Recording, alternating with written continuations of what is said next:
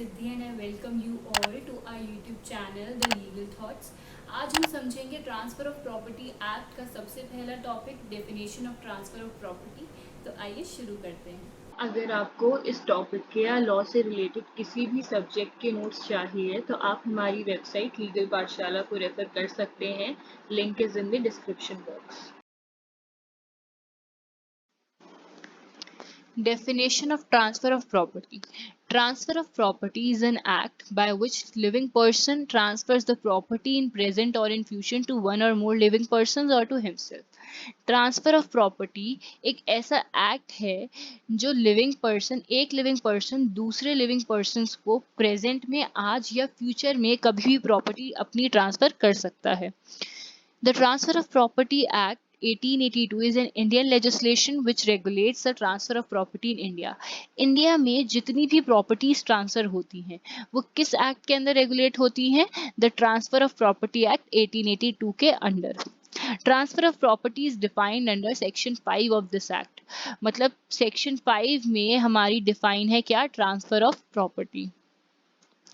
अब हम देख लेते हैं purpose of transfer of property act.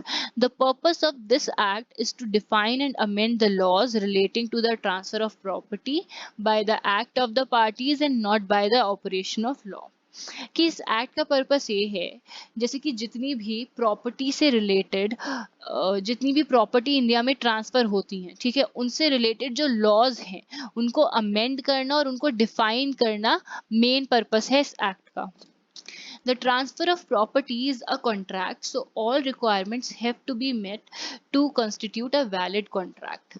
अब जब भी हम कोई एक कॉन्ट्रैक्ट करते हैं तो उसमें कुछ रिक्वायरमेंट्स पूरी करना ज़रूरी होता है। फॉर एग्जाम्पल कि जो पार्टीज है वो कॉम्पिटेंट हो, इंसेन ना हो, माइनर ना हो।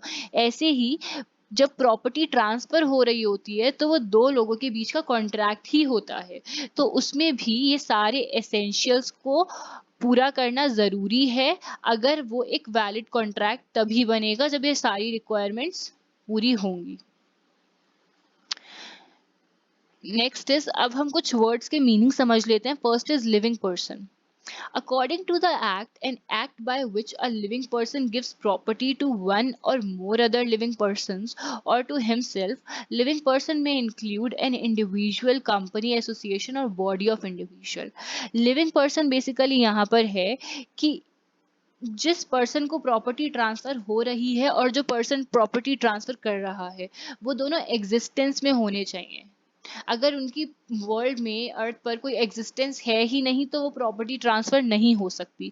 और एक्ट के अकॉर्डिंग हमारे लिविंग पर्सन होते हैं हमारे इंडिविजुअल्स, कंपनीज, एसोसिएशंस और बॉडी ऑफ इंडिविजुअल्स। अब हम देखते हैं property. Word property is not defined in the act. ये जो वर्ड प्रॉपर्टी है डिफाइंड नहीं है एक्ट में, but it has a very broad meaning, and it also include properties of all description. It include both movable and immovable property. अब जो property है हमारी वो इस एक्ट में डिफाइन नहीं है, एंड इसमें हमारी दोनों तरह की प्रॉपर्टीज आ जाती है, मूवेबल और इमूवेबल। हमारी मूवेबल प्रॉपर्टी होती है जिसको हम एक प्लेस से दूसरी प्लेस पर बहुत इजीली मूव कर सकते हैं, और हमारी इमूवेबल प्रॉपर्टी होती है जिसको एक प्लेस से दूसरी प्लेस पर इजीली मूव नहीं किया जा सकता। फॉर एग्जांपल हमारे बिल्डिंग्स हो गई, हमारे हाउसेस हो गए, और मूवेबल प्रॉपर्टी के एग्जांपल हो गए बुक्स, वाटर बॉटल्स। वैसे मूवेबल प्रॉपर्टी और इमूवेबल प्रॉपर्टी पर एक अलग से वीडियो है, उसमें सारी चीज़ें बहुत अच्छे से एक्सप्लेन की गई हैं, तो आप देख सकते हैं। Next word is transfer. Word transfer also has a very wide meaning. Transfer word का भी बहुत वाइड मीनिंग है। A transfer can be both all of the rights and interest in the property और ट्रांसफर ऑफ वन और more right in the property. अब transfer में जब हम प्रॉपर्टी ट्रांसफर करते हैं उसके साथ साथ कुछ राइट्स भी जाते हैं। ऐसा भी हो सकता है कि सारे राइट्स और इंटरेस्ट ट्रांसफर हो जाएं, और ऐसा भी हो सकता है कि कोई एक या कुछ और राइट्स ट्रांसफर हों। Essentials of transfer of property. First is transfer must be between 2 और मोर लिविंग पर्सन। सेक्शन 5 में बोला गया है कि ट्रांसफर जो होना चाहिए वो 2 या 2 से ज्यादा लिविंग पर्सन के बीच में होना चाहिए। जैसे मैंने आपको बताया था, therefore transfer is only possible between living person and there is no transfer of property to a person who is not in existence. कि प्रॉपर्टी जो है सिर्फ उन्हीं लोगों के बीच में ट्रांसफर हो सकती है जो एग्जिस्टेंस में हो। जो लोग एग्जिस्टेंस में है ही नहीं उनके बीच में प्रॉपर्टी ट्रांसफर नहीं हो सकती। और company, association, body of individuals और इंडिविजुअल्स हमारे लिविंग पर्सन होते हैं। Second is the property must be transferable. Section 6 में बोला गया है property of any kind may be transferred except mentioned in section 6 sub clause A to I can not be transferred. मतलब किसी भी तरह की प्रॉपर्टी ट्रांसफर हो सकती है, पर एक्ट के सेक्शन 6 सब क्लॉज ए से लेकर आई तक कुछ पॉइंट्स मेंशन हैं और उनमें ये बताया गया है कि ये टाइप की प्रॉपर्टीज ट्रांसफर नहीं हो सकती। Therefore those properties are describe in A to I section 6 of can not be transferred. अब कैसी प्रॉपर्टीज हैं कि पब्लिक ऑफिस ट्रांसफर नहीं हो सकता, पेंशन ट्रांसफर नहीं हो सकते, पॉलिटिकल पेंशन ट्रांसफर नहीं हो सकते। ऐसे कुछ 6 to 7 पॉइंट्स हैं वहां पर जिसमें बताया गया है कि ट्रांसफर नहीं हो सकती ये वाली properties. The transfer must not be The property cannot be transferred if it is opposed to the interest affected thereby section 6 sub clause H. मैंने जैसे आपको बताया कि कुछ पॉइंट्स दिए गए हैं सेक्शन 6 में ए टू आई तक, तो वो प्रॉपर्टीज ट्रांसफर नहीं हो सकती। For unlawful object and consideration as provision of section 23 of the Indian Contract Act 1872, which provides a consideration or object is unlawful if। अब देखो क्या चीज बोली गई है कि सेक्शन 23 जो है इंडियन कॉन्ट्रैक्ट एक्ट का, उसमें ये बताया गया है कि कॉन्ट्रैक्ट करते वक्त जो ऑब्जेक्ट है और कंसिडरेशन है वो अनलॉफुल नहीं होना चाहिए।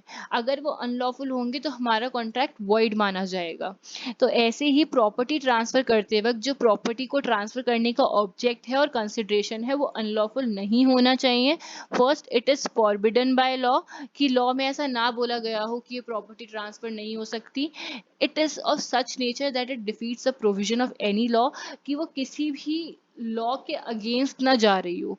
इट इज फ्रॉडुलेंट, वो फ्रॉडुलेंट नहीं होनी चाहिए।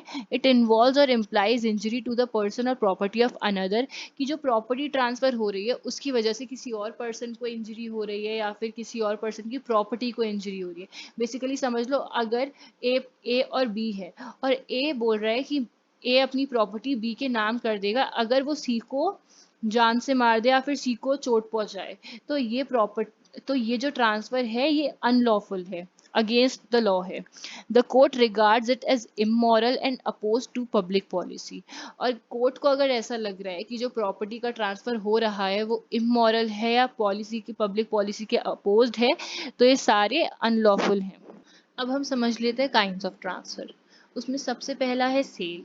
Sale is defined as the transfer of ownership of a property in exchange for a price paid or promised or partly paid or part promised. Sale में हम इसको एक एग्जांपल से समझ लेते हैं कि दो लोग हैं ए और बी। ए ने बी को अपनी प्रॉपर्टी दी और बी ने उसको इन रिटर्न पैसे दिए। यहाँ पर ए ने बी को अपनी प्रॉपर्टी बेच दी। और इसमें एक इम्पॉर्टेंट चीज और याद रखने वाली है, वो है ये कि प्रॉपर्टी के ट्रांसफर के साथ साथ ओनरशिप राइट्स भी ट्रांसफर हो गए यहाँ पर, कि बी के अब पास अब पूरा प्रॉपर्टी के ऊपर राइट है, वो प्रॉपर्टी के साथ कुछ भी कर सकता है। Next is mortgage. A mortgage is a loan that the borrower uses to purchase or maintain a house or other form of real estate and agrees to pay back over time, typically in a series of regular payments. इसको भी हम case example समझ लेते हैं। दो लोग हैं ए और बी। ए ने अपनी बी को प्रॉपर्टी गिरवी रखी, इन रिटर्न बी ने ए को पैसे दिए, और जिस दिन ए बी को पैसे लौटा देगा उस दिन बी को उसकी प्रॉपर्टी वापस मिल जाएगी। और इसमें एक और चीज ध्यान रखने वाली ये है कि सेल की तरह मॉर्टगेज में कभी भी ओनरशिप राइट्स ट्रांसफर नहीं होते और बी के पास ए की प्रॉपर्टी को यूज करने का कोई राइट नहीं है और वो उसकी प्रॉपर्टी आगे रीसेल नहीं कर सकता। Next is lease. A lease is a transfer of a right to enjoy an immovable property for a specified time or in perpetuity. For example, दो लोग हैं A और B. A ने B को अपनी प्रॉपर्टी दी B के use के लिए. तो यहाँ पर B को कॉन्ट्रैक्चुअल बेसिस पर टाइम टू टाइम A को पैसे देने पड़ेंगे उस प्रॉपर्टी के. और जिस दिन A और B के बीच का कॉन्ट्रैक्ट खत्म हो जाएगा उस दिन A B को उसकी प्रॉपर्टी लौटा देगा. And the last one is exchange. Exchange is like a sale, but there is a difference in both. Exchange हमारा sale की तरह होता है कि इसमें ownership rights चले जाते हैं दूसरे person को.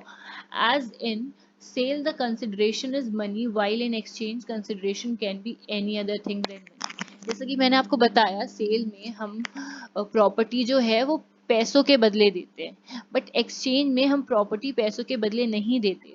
फॉर एग्जाम्पल, ए और बी दो लोग हैं. ए और बी के बीच कॉन्ट्रैक्ट हुआ कि ए बी को अपनी कार दे देगा, उसके बदले बी ए को अपनी बाइक दे देगा. तो यहाँ पर प्रॉपर्टीज एक्सचेंज हो रही है.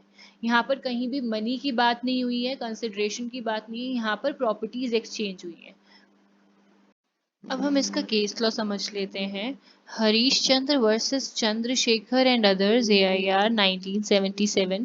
In this case, the court held that if the transfer deed states that the transferor was the owner of the property and it shows the intention to transfer his title and it was adequately conveyed, so it would amount to transfer. इस case में court ने बोला था कि अगर transfer deed पर ये चीज़ें क्लियरली शो हो रही हैं कि जो ट्रांसफरर है वो ओनर है प्रॉपर्टी का और उसने अपनी कंसेंट दे दी है उस प्रॉपर्टी को ट्रांसफ़र करने की, तो वो हमारा ट्रांसफ़र कंप्लीट माना जाएगा. आई होप मैंने आज आपको जितना समझाया है वो आपको अच्छे समझ आ गया हो. लेकिन अगर फिर भी आपका कोई डाउट रह जाता है तो आप हमें कमेंट सेक्शन में बता सकते हैं. हम उसे क्लियर करने की पूरी कोशिश करेंगे. एंड अगर आपको हमारी वीडियो पसंद आई हो तो please do like, share and subscribe our video.